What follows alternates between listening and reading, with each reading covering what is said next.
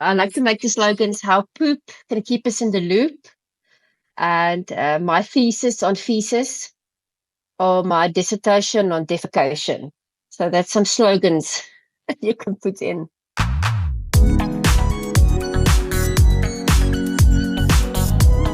In a previous posting on Professor Fred, I poked through poop and was kind of explaining how important it could be and how valuable the information is contained in poop.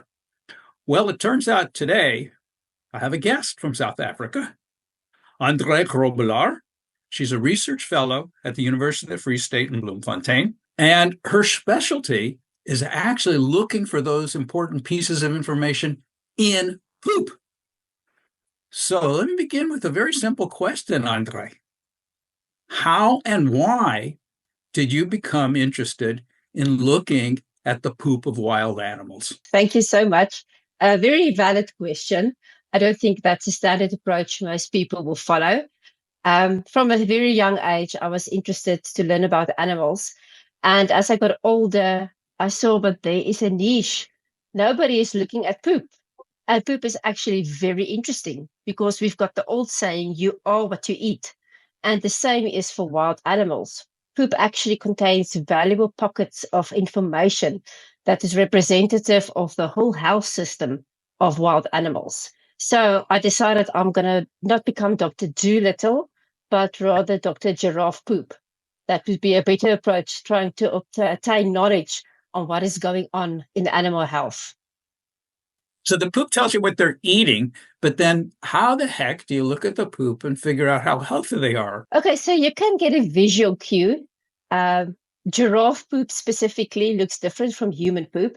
It is mostly in pellets, while humans poop, as you all would know, it doesn't occur in pellets. If you have human pellets, then you're constipated. But same as in humans, a lot of analytical and chemical analysis can be done on poop or feces in order to determine your health. For example, getting back to humans, you could determine certain types of cancer, diabetes, just analyzing in a poop or a stool test at home. And with my research, we're looking at creating a model to determine, looking at the poop and its microbes, its metabolites, its chemical composition, the protein content, the lignin, etc., to determine health and the diet which is utilized by the giraffe. So if you take this poop back to the lab and you smash it up and run it through a bunch of chemicals and do all these analyses, like, do you find a certain percent of protein in the poop means the giraffe is healthy or unhealthy or they're lacking? Or so what actually happens after you go to the lab with the poop? Okay, so very important when you collect, it should be fresh. So I always observe from which individual it is, and then you collect sterile, you place it in a freezer or a fridge, you vacuum seal it until you can analyze it in order to stop all of the metabolic processes. And then, yes, with chemical analysis, you can see the protein content, but it's a bit more difficult than a straightforward answer. You can't just directly say a high protein content is necessarily a high value diet, because remember, there are microbes inside of the ruminant digestive system. So when you're analyzing the poop, you're also analyzing the content of the microbes. So it must be a holistic approach. You must look at the protein content, the fat, the cellulose, the lignin, fiber, as well as the parasites and all of the other chemicals that you need to analyze. So it's not a straightforward answer, but that's why it's novel research. Oh, so are those microbes you look at, are those things like sometimes we read about E. coli and bacteria and stuff like that that people might have, or they come down with sicknesses? Is that kind of like what you do with the giraffe, look for that stuff? Yes, so microbes, specifically the buzzword these days is microbiome. So it's referring specifically, when you're talking about ruminants, about the bacteria that form up the gut. And they actually break down the cellulose, which is part of the browse material, into digestible glucose. So all of those microbes that can include bacteria, sometimes viruses, etc., unicellular organisms that is lining the gut in order for the ruminant to digest the browse material, which it eats from the leaves. So when these giraffe are eating the leaf, so giraffes eating a leaf, and you mentioned you can detect glucose. So they eat these leaves and then they break it down in their stomachs and then they get energy from it. And so does that amount of glucose or other things depend on what they're eating? Like if they eat 100 leaves, is it different than 10 leaves? Or if they eat uh, leaves from a acacia tree compared to another tree, do those things make a difference in the poop? Yes. I know there's a lot of research going on saying that specifically the microbiome is more dependent on the giraffe subspecies or some arguments for giraffe species. But my findings is that according to diet and season, the microbiome is also varying according to that. So, for instance, you will get in the wet season, there is more protein, and that is typical of the acacia trees or the Vaciala trees, the sweet thorns. They are more abundant in the wet season because they lose their leaves in the wintertime. And that is the preference for giraffe, is to feed on sweet thorn. So you pick up stuff like that. Also interesting is that we picked up, for instance, with the metabolites, an increase in pesticides and insecticides also during the wet season. And that is directly, in the case of South Africa, because of an increase in those substances being administered to the crops and the farmers surrounding the where the occur. So a lot of various stuff that you can pick up in the poop. It's a bit difficult to key the specific model at this stage because we must first get a baseline. So it's more easy to get it from tame giraffes that's in a zoo environment. But the research we're focusing on is for free roaming giraffes and to see what is the baseline for them for a healthy gut. So the free roaming giraffe, what I noticed is before they poop, their tail goes up. So you actually know in advance when they're pooping. But Yes. to do the type of analysis you do, you must also recognize individuals, right? So you have to know who the poop comes from. And then you also Yes. watch what they're eating. My study didn't specifically record what they ate because we also included a sub cohort that giraffes that were artificially also fed.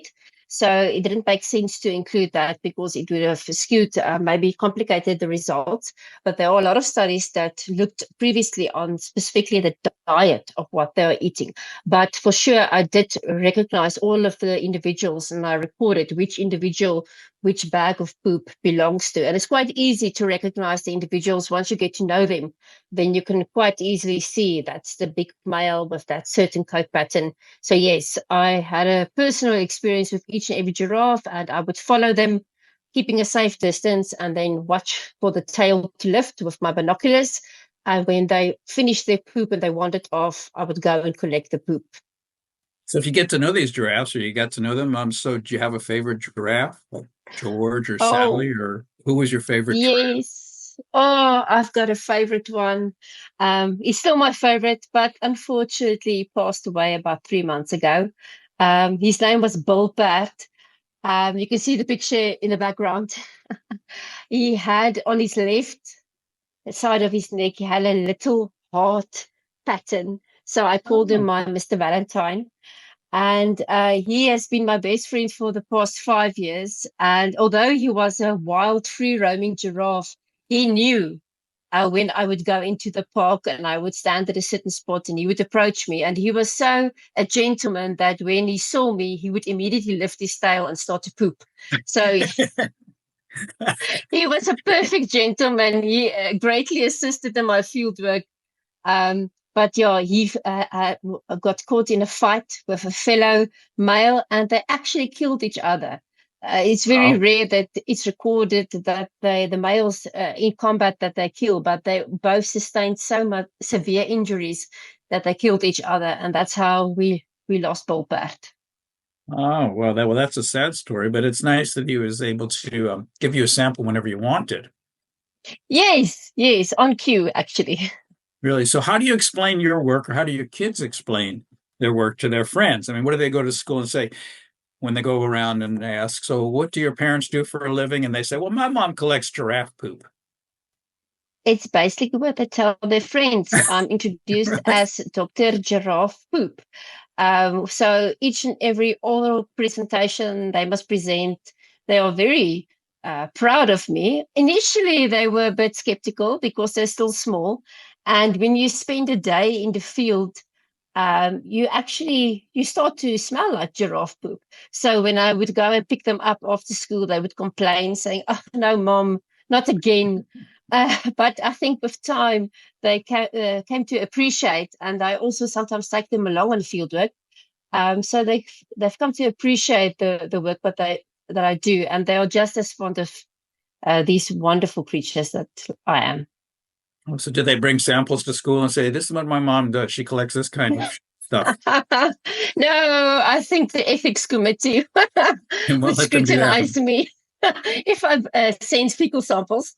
So no, unfortunately not, but photos they can bring along, yes. So why, of all the animals out in Africa, did you decide to look at giraffe? And I had a good thought about that. And I think it's because they are so different. And I can associate with that. And I like doing stuff out of the box and working from a different angle. And I think giraffes see the world from a different angle the whole time. And I think that's why it resonates, or the animal resonates with me, because they are so totally different than the status quo. So do you think that collecting this poop is a way to help save the species? Yes, that was my main motivation. Traditional approaches is to catch them and to draw blood, and that also has its place to be hands-on with the animal. But I thought that it would be good to have a different approach, a less invasive approach by collecting feces, so you don't interfere with the animal. You don't actually create a spike in its stress hormones. Because if you catch a giraffe and you collect the feces, maybe 24 hours later, it will have a spike that is also represented in its poop. Whilst with this non-invasive approach, it would be beneficial for them because they are a sensitive species. And although I focused on South African giraffes, of which a subspecies is not endangered, that is not the same for the rest of the giraffes in Africa. The other subspecies, most of them are vulnerable and endangered. So we hope that this model can then maybe be used for higher up in Africa than only in South Africa, where it would be beneficial for the protection of the species. Yeah, I sure hope so. One of my colleagues, which visited South Africa, was Caitlin Taylor. She is a student from the Anne Innesdijk Foundation, and I had the privilege of meeting Dr. Anne Innesdijk about 2 years ago when she visited South Africa in order to come and visit Caitlin. And true inspiration, such a wonderful person, such a humble spirit. And she spent an evening at my home. We visited some giraffes, and it was just wonderful to meet a similar-minded woman and truly being smitten by giraffes, as I am. So, yeah, I see myself very fortunate that on her last visit to South Africa, I was able to spend the evening with her, eating supper. She's a true inspiration, and I've got all of her books, and she was a pioneer. Andri has written a few articles and presented some posters, and one of them was how poop can keep us in the loop.